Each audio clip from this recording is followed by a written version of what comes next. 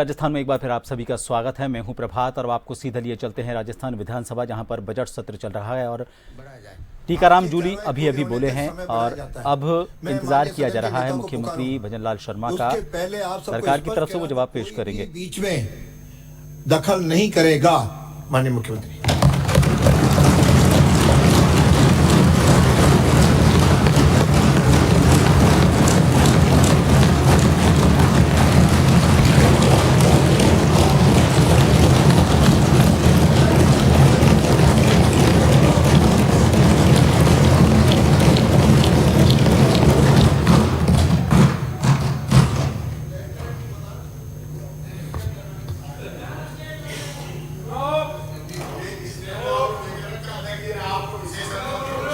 ये आपके बारे में था स्टैंड नहीं है, दूसरा टैब है,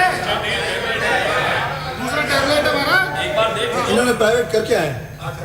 ये हर बार बोलेंगे, अगली बार आप भी करा के आना, आपको देंगे। माननीय अध्यक्ष महोदय, आज के वित्त एवं विनियोग विधेयक पर चर्चा के समय में माननीय हमारे पक्ष और विपक्ष के माननीय सदस्यों का विभिन्न अनुदान की मांगों तथा आज वित्त एवं विनियोग विधेयक पर हुई चर्चा के दौरान अपने विचार रखने एवं बहुमूल्य सुझाव देने के लिए आभार व्यक्त करता हूं। चर्चा के दौरान उठाए गए समस्त बिंदुओं का हमने संज्ञान लिया है और इन बिंदुओं का परीक्षण कर उन पर यथा आवश्यक कार्रवाई की जाएगी। मेरी बात को मैं आगे बढ़ाऊं उससे पहले मैं मेरी एक पीड़ा आपके माध्यम से सभी माननीय सदस्यों से साझा करना चाहूंगा। जैसा कि सर्वविदित है, हमारी विधानसभा, क्योंकि मेरे प्रतिपक्ष के साथी ने भी कहा है, देश में संसदीय परंपराओं के आदर्श के रूप में जानी जाती है। इसी विधानसभा में कई नामचीन हस्तियां निकली हैं। इस विधानसभा ने देश के संवैधानिक परंपरा के 20 पितामह कहे जाने के वाले और उसके रूप में विख्यात आदरणीय स्वर्गीय भैरव सिंह शेखावत जी जैसे अजात शत्रु दिए हैं। आज देश की सबसे बड़ी पंचायत लोकसभा और राज्यसभा के पीठासीन अधिकारी के रूप में विराजमान माननीय स्पीकर श्री ओम बिरला जी, माननीय उपराष्ट्रपति श्री जगदीप धनखड़ जी का नाम भी राज्य से जुड़ा है। ये हमारे लिए बड़े सम्मान और गर्व की बात है। इस विरासत के विपरीत एक नई ही स्थिति इस बार विधानसभा में देखने को मिली। 8 करोड़ प्रदेशवासियों के हित से जुड़े बिंदुओं पर चर्चा करने के स्थान पर प्रतिपक्ष के माननीय सदस्यों द्वारा सदन के बहुमूल्य समय को अनावश्यक विवाद कर शोरगुल में जाकर सदन की गरिमा को गिराया गया है।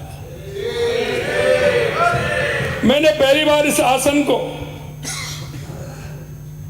आसन की पीड़ा को अश्रुओं की धारा के रूप में निकलते देखा है। ऐसा दृश्य फिर हमारे सामने नहीं आए, यह संकल्प आज हम सभी को मिलकर लेना चाहिए। अब कुछ दिनों से सदन में सार्थक चर्चा हो पा रही है। इसके लिए मैं किसको धन्यवाद दूं? उनको धन्यवाद दूं जो मेरे सामने विराजमान हैं, या फिर उनको धन्यवाद दूं जो पिछले 2 सप्ताह से अदृश्य हैं। मैं दृश्य और अदृश्य प्रतिपक्ष के दोनों माननीय सदस्यों को धन्यवाद देता हूं। वह अपनी बात को मैं आगे बढ़ाना चाहता हूं। अध्यक्ष महोदय, मैं आपको और सभी सदस्यगण को कॉन्स्टिट्यूशन क्लब के क्रियाशील होने पर शुभकामनाएं देता हूं।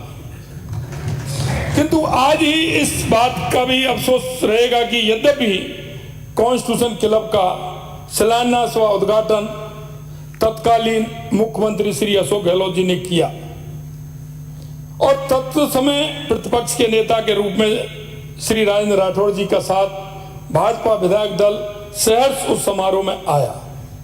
फिर भी आज कॉन्स्टिट्यूशन क्लब के कार्यशील होने के पहले दिन जब लोकसभा स्पीकर श्री ओम बिरला जी को आमंत्रित करके पक्ष प्रतिपक्ष और पूर्व विधायकों के सामूहिक भोज का आयोजन रखा गया, तब ऐसे अवसर पर भी राजनीति से प्रेरित हो विपक्ष द्वारा आयोजन का बहिष्कार किया गया। माननीय अध्यक्ष जी, मैं आप यह कहना चाहता हूं, यह उचित है या अनुचित, यह सभी को अपनी अंतरात्मा से पूछना होगा। अध्यक्ष महोदय, यह सवाल भी मेरे जहन में आ रहा है कि क्या यहां भी हमारे माननीय नेता प्रतिपक्ष के विरुद्ध कोई इन्हीं के घर का सदस्य षड्यंत्र तो नहीं कर रहा था। कॉन्स्टिट्यूशन क्लब के शुभारंभ में उनकी उपस्थिति देश के सर्वोच्च पंचायत लोकसभा के माननीय स्पीकर के साथ मंच पर होती तथा उन्हें भी इस साझे मंच के माध्यम से अपनी बात कहने का मौका मिलता। ऐसा लगता है कि इससे उन्हें उन्हीं की पार्टी की अदृश्य शक्ति के षड्यंत्र ने वंचित कर दिया। मेरी सहानुभूति हमारे साथी माननीय नेता प्रतिपक्ष के साथ है। माननीय अध्यक्ष महोदय, हमारी सरकार सभी को साथ लेकर प्रदेश के विकास एवं प्रदेशवासियों की खुशहाली सुनिश्चित करने के लिए सतत रूप से प्रयासरत है। देश के यशस्वी प्रधानमंत्री श्री नरेंद्र मोदी जी ने कहा है कि हमारी सरकार लोगों के हित, नागरिकों पहले की सोच, सिटीजन फर्स्ट के साथ सुशासन को बढ़ावा देने के लिए प्रतिबद्ध है। प्रमुख फैसले लेते समय हमेशा गरीब, युवा, अन्नदाता, नारी यानी ज्ञान, गरीब, युवा, अन्नदाता, नारी यानी कि ज्ञान हमारी आंखों के सामने रहते हैं। हमारे द्वारा वर्ष 2025-26 के लिए 19 फरवरी 2025 को प्रस्तुत बजट माननीय प्रधानमंत्री महोदय द्वारा दिए गए इसी प्रेरणादायी मूल मंत्र को प्रतिबिंबित करता है। इसी के साथ आने वाली पीढ़ियों को भी हमारे द्वारा विरासत में समुचित संसाधन उपलब्ध हो, इस दृष्टि से प्रदेश में प्रथम बार ग्रीन बजट भी प्रस्तुत किया गया है। माननीय अध्यक्ष महोदय, जब सदन में वित्त मंत्री, हमारी उप मुख्यमंत्री हमारी सरकार का दूसरा बजट प्रस्तुत कर रही थी, तब मेरे साथ ये सभी प्रदेशवासियों ने भी हमारे विपक्ष के साथियों के चेहरे पर उतार चढ़ाव वाले भावों को देखा होगा।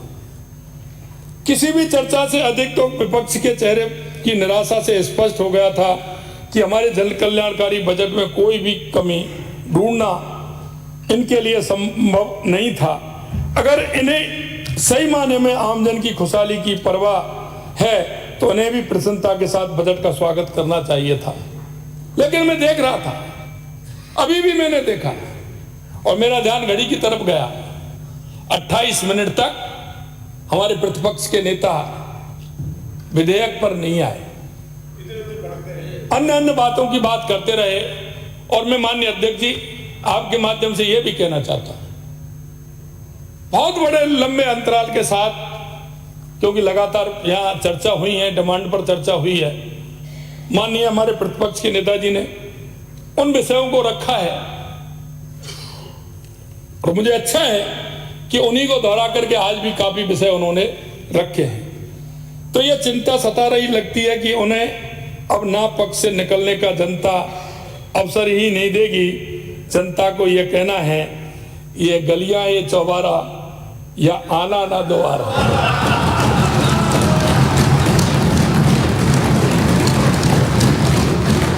सभी माननीय